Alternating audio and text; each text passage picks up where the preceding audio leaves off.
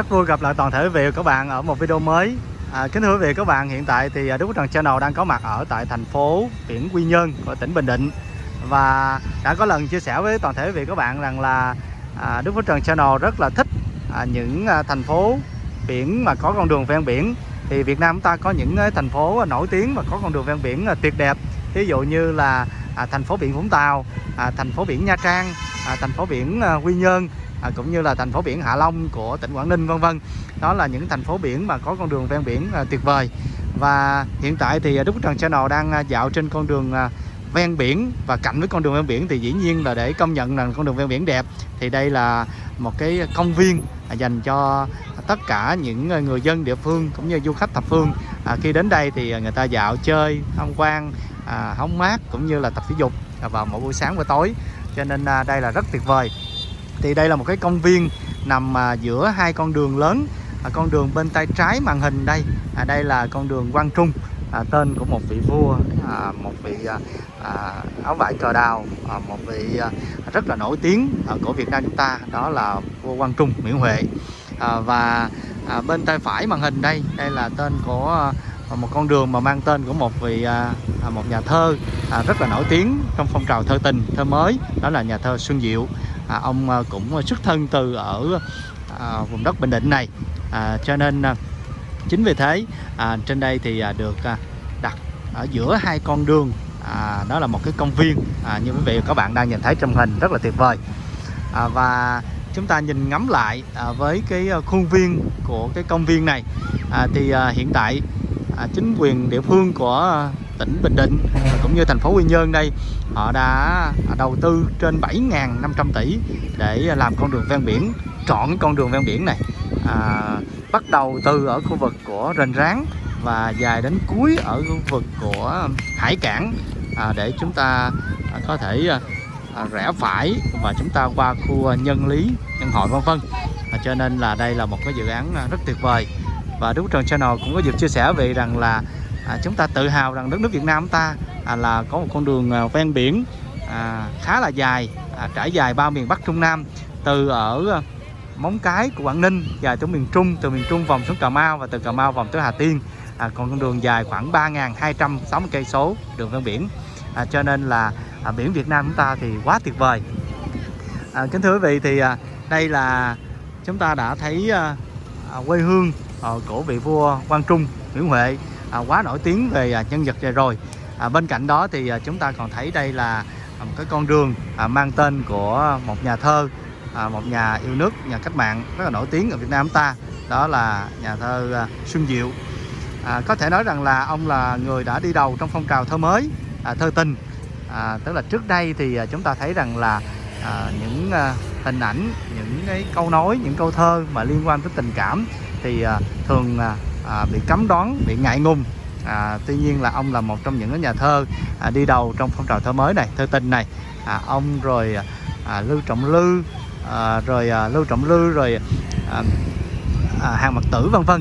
Đó là những nhà thơ mà nổi tiếng trong phong trào thơ tình. Một trong những cái bài thơ tình nổi tiếng của nhà thơ Xuân Diệu mà đúng với cái khung cảnh Đức Phước Trần Channel đang có mặt ở tại bãi biển này, rất là tuyệt vời, đó là bài thơ Biển của nhà thơ Xuân Diệu.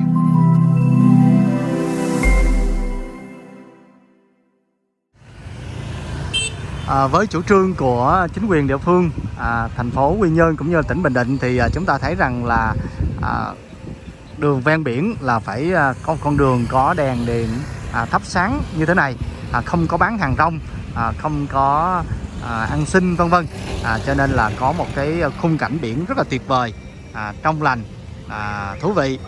Và đặc biệt là ở trên cái con đường ven biển ở tại thành phố Quy Nhơn này, ở cái trục đường của Xuân Diệu đoạn này, thì ở đây có hai cái quán cà phê, hai cái bar mà rất là thú vị, rất là xinh đẹp, hấp dẫn. Đó là surf bar, tức là surf là có nghĩa là lướt sóng đó. Cho nên là hai cái bar này đó thì họ kinh doanh với dạng trệt và tầng hầm bên dưới, cho nên là rất là thú vị, không có chiếm về không gian của bãi biển xinh đẹp, và tạo ra cái cảnh quan rất là thú vị. khi mà du khách hay là người dân địa phương đến với vùng biển Quy Nhơn, Bình Định này.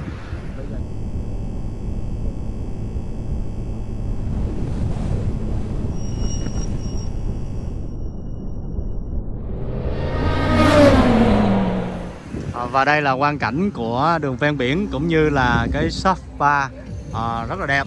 Chúng ta sẽ tham quan một vòng nhé. Đây có khá là nhiều du khách cũng như người dân địa phương đến đây để uống cà phê và tham quan chụp ảnh, bởi vì họ trình bày rất là đẹp ạ.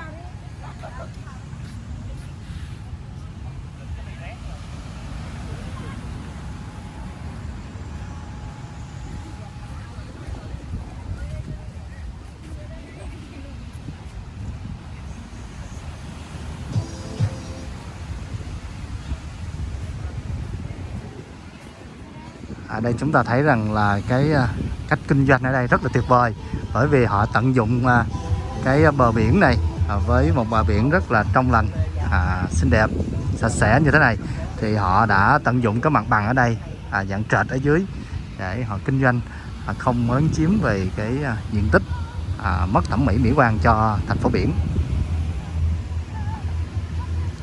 Quá đẹp đúng không ạ?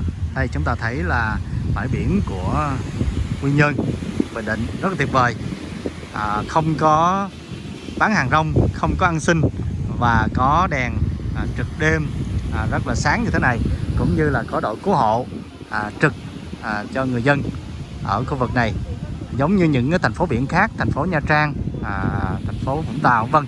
Thì hiện tại bây giờ thì cái nơi mà được áp dụng giống như thế này đó là thành phố Nha Trang của tỉnh Khánh Hòa.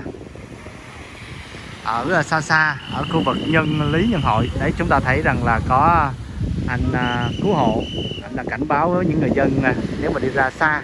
Và buổi tối thì sau 6 giờ rưỡi, 7 giờ thì đã kêu gọi người dân không cho người dân tắm đêm nữa. Đây xa xa chúng ta thấy đây có tượng của tướng Trần Hưng Đạo do màn hình xa quá nên là không có rõ nét lắm.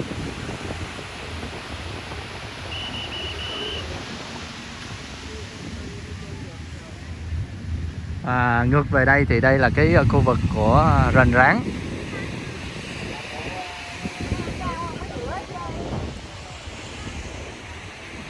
Đây là khu vực của Rền Ráng.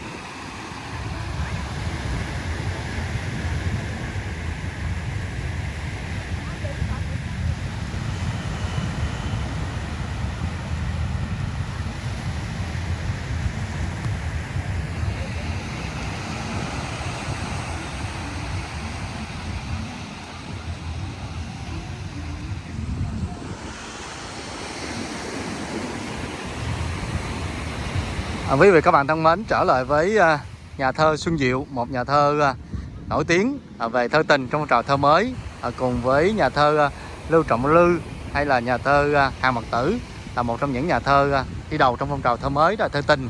Bởi vì trước đây dòng thơ mà nói về những cái tình cảm, yêu đương, lãng mạn vân vân thì sẽ bị cấm đoán rất là nhiều, nhưng mà ông là một trong những nhà thơ đi đầu trong phong trào.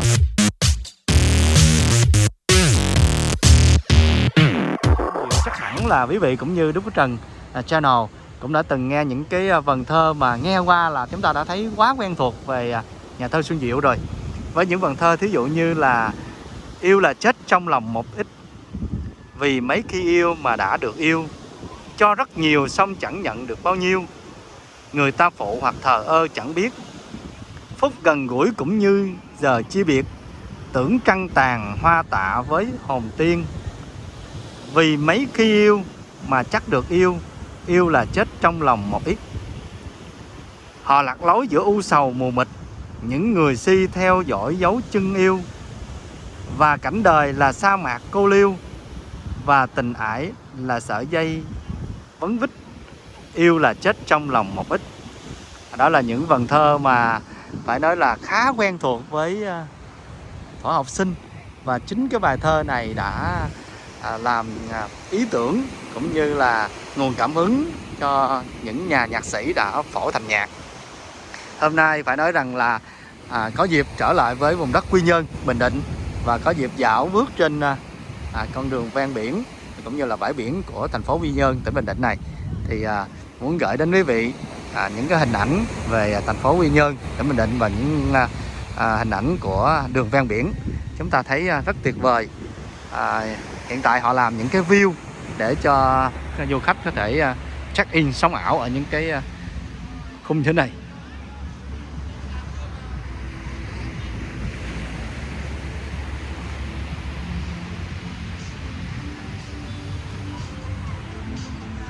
Một thành phố rất là khang trang, trong lành, mát mẻ và xinh đẹp. Cảm ơn toàn thể về các bạn đã dành những thời gian quý báu của mình để xem những video của Đức Phước Trần Channel. Và xin mời chúng ta cùng bấm like, subscribe cũng như là share đến cho tất cả mọi thành viên khác để ngày càng mọi người biết đến, cũng như chúc chúng ta có buổi tối thật tốt lành, nhiều niềm vui và gặp nhiều may mắn. Xin tạm biệt và hẹn gặp lại những video tiếp theo.